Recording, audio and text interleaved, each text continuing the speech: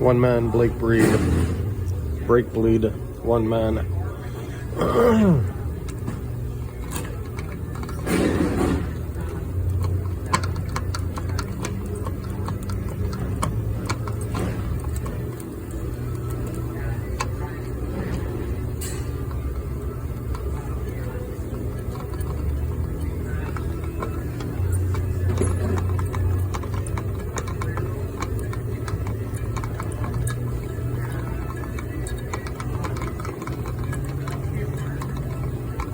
A little awkward to do it one-handed. There we go. Now,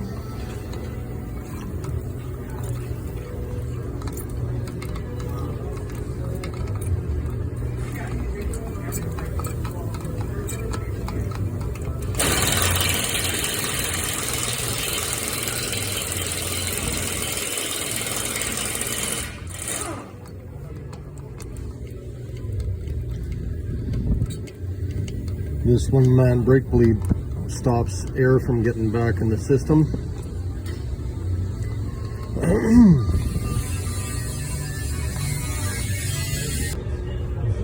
I've done one version of the one-man brake bleed before using the squirt bottle, and it worked really good before, but it's not working really good now, so now I'm going to try a different version of the one-man brake bleed, and so I'm going to let it gravity feed. Now I've already opened the valve, you can see the old juice coming out. Now I'm gonna, this is on the passenger side. You can see it flowing down.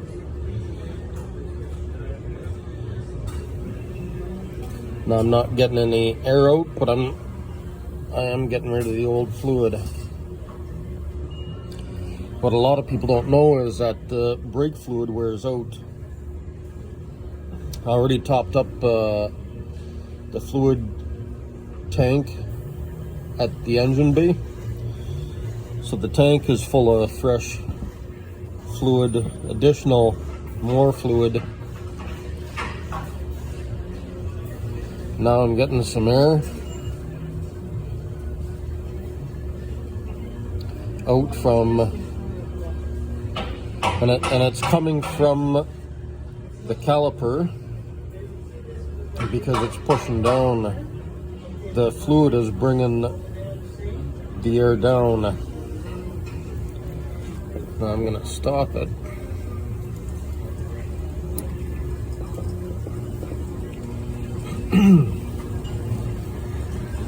Now I'm going to go check the tank, and I'm going to go back to the driver's side.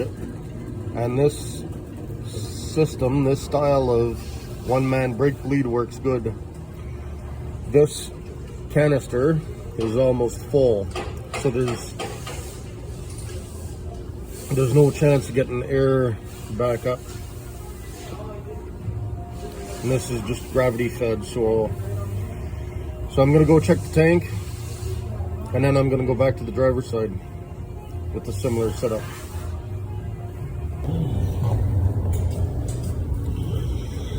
I've got a 10mm wrench. I've checked the tank, still lots of oil. I checked the brake pedal, it feels solid. But now I'm getting back on the driver's side. I'm going to make sure that there is no air in, and it looks like it's mostly oil. We'll see if we get any air out of it.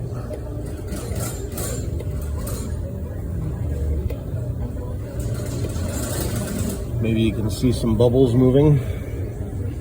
That shows that there is fluid going down. And the fluid mostly looks clean. When the oil looks black, like this here, the fluid that's in there, that's black, that's old, worn. And I just put that out of the way there.